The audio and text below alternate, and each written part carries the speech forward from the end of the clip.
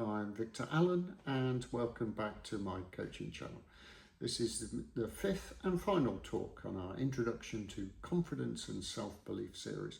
So far we've explored confidence, the ability of staying steady and having that willingness to try. The self-belief, the quiet voice inside our heads that can help us move forward, but remember to be kind to ourselves.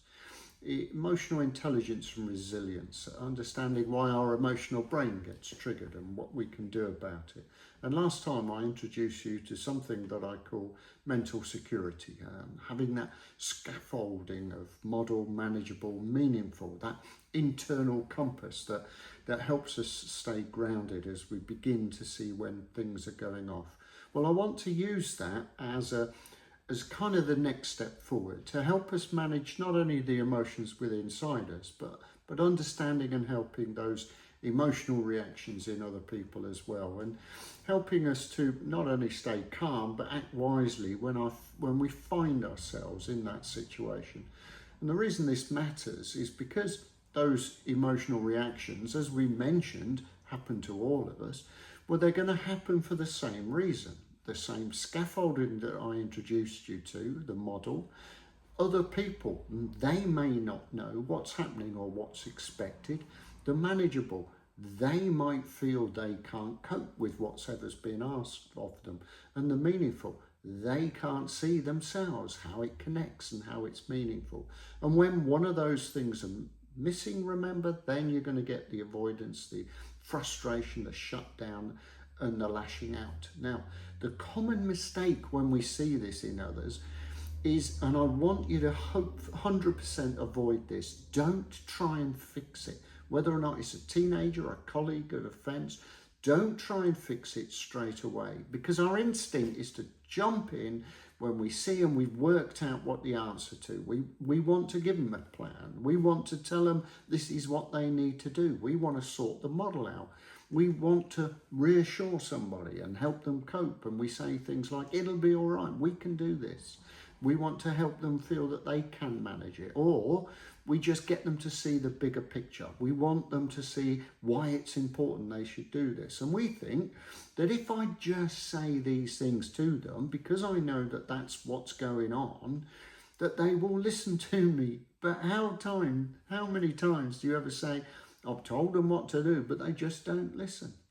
And the reason is we start from the wrong end.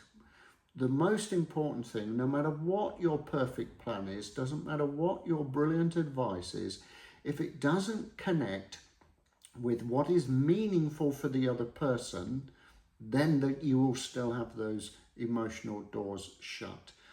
Teenagers, brilliant example. Say, imagine a teenager rushes in, slams the door, stumps it down and says, this is stupid, I ain't doing it anymore. Your instinct would be to explain, to encourage, to convince. But their meaningful bit is the bit that's out of kilter. They need to see first and foremost that everything you say to them fits with what's meaningful to them. The advice they're not listening to, quick fixes they're not listening to, and in fact sometimes it can make it worse. They first of all, like everybody else, will need a connection. Being present before you fix stuff is the key. Sometimes it's simply saying, okay, I can see you're really upset. What would you like me to do about it? What's going on here? Tell me what you're thinking. Once they feel, and this could be anybody, once they feel seen and safe and listened to, then you can gradually guide them towards not only what the model could be, what the manageable be, but remember, it has always to be meaningful with the person that you're dealing with. The clear manageable, the clear model, those things can only work if it has that meaningful part as well. So keep those things in mind. Reconnection to somebody is always going to be the best thing you can do. But as I said, this doesn't just apply to the teenagers that we talked about. This applies to anything in your home, in any relationships. So how to use those 3 M's with anybody that you meet today. Notice first and foremost, before you react, before you step in, pause and ask yourself, What do I know about this person that's most meaningful? Remember, you're after connection first. That's the most important thing. And when somebody has that connection, once somebody has that appreciation that you're listening to them, that's when you can explore the solution together. And that's when you can use those other two, the model and the manageable. So resist that temptation to jump in. If things have changed on the model, then you help coach them to it. If things feel that they can't manage it, then you coach them to find out what skills they have. It's not about you, it's about them.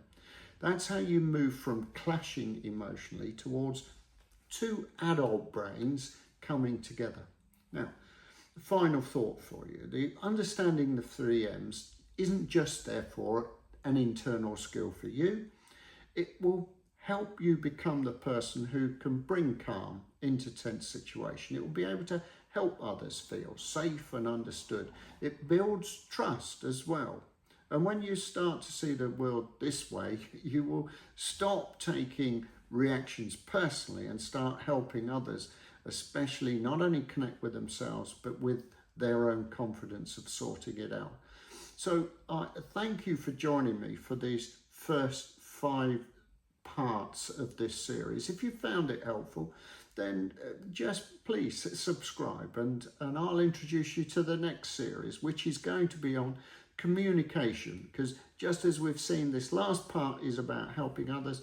I want you to learn how to best communicate and what true communication looks like.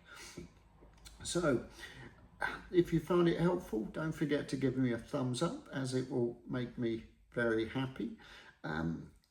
In all things, just remember, be kind to yourself and others out there.